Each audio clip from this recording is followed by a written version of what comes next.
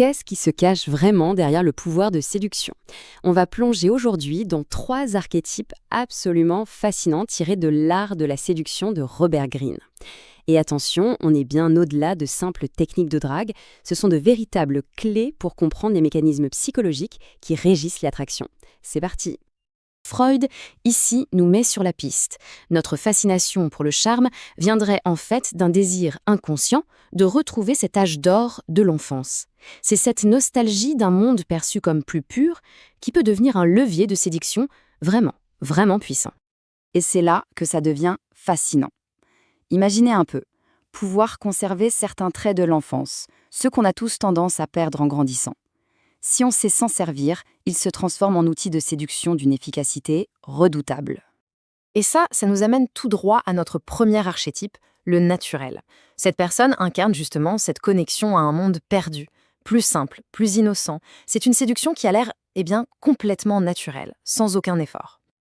Alors, attention, la clé du naturel, c'est pas du tout l'immaturité, c'est cette capacité à garder une sorte de spontanéité, une fraîcheur qui détonne complètement dans notre monde hyper calculé. Ce charme paraît tellement authentique qu'il en devient presque magique. Et ce naturel, il peut prendre plusieurs formes, plusieurs visages. On a d'abord l'innocent, qui va jouer sur sa fragilité pour attirer la sympathie. Ensuite, le lutin, lui c'est l'audace, l'insouciance totale. Puis le prodige, cette personne qui a un talent qui semble tomber du ciel. Et pour finir, l'amant sans défense, qui nous désarme par son ouverture au monde. L'exemple parfait pour ça, c'est qui? C'est Charlie Chaplin, bien sûr. Son personnage de Charlot, avec sa naïveté touchante et sa faiblesse apparente, c'est exactement ça. Il a su toucher une corde sensible chez tout le monde, en nous offrant une sorte de porte de sortie vers ce monde plus simple qu'on regrette tous un peu. Et c'est fou parce que même à l'époque, les critiques l'avaient bien senti. Ce n'était pas juste un rôle, c'était perçu comme quelque chose de profondément authentique, une force naturelle qui le mettait complètement à part. Et le symbole qui résume tout ça, c'est l'agneau. C'est parfait. Sa faiblesse, en fait, c'est ça sa force. L'innocence et la vulnérabilité ne sont pas du tout des défauts. Au contraire, ce sont des appas super puissants. Ils appellent à la protection et créent un attachement hyper fort. Bon, attention, là, on change complètement de registre.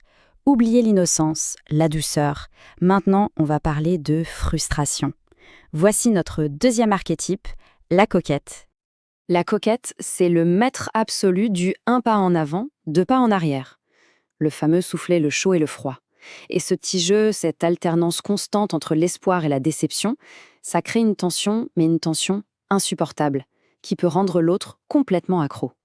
Et le point crucial, le truc qui fait tout, c'est son autosuffisance. Cette personne n'a l'air d'avoir besoin de personne.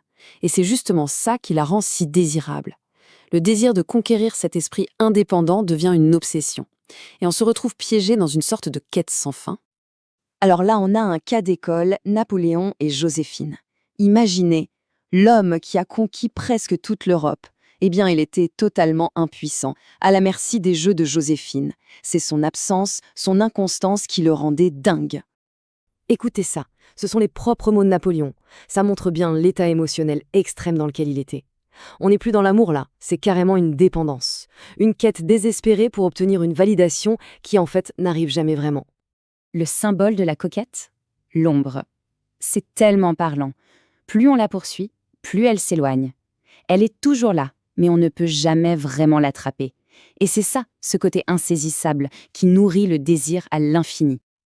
Allez, on passe au troisième et dernier archétype, le charmeur.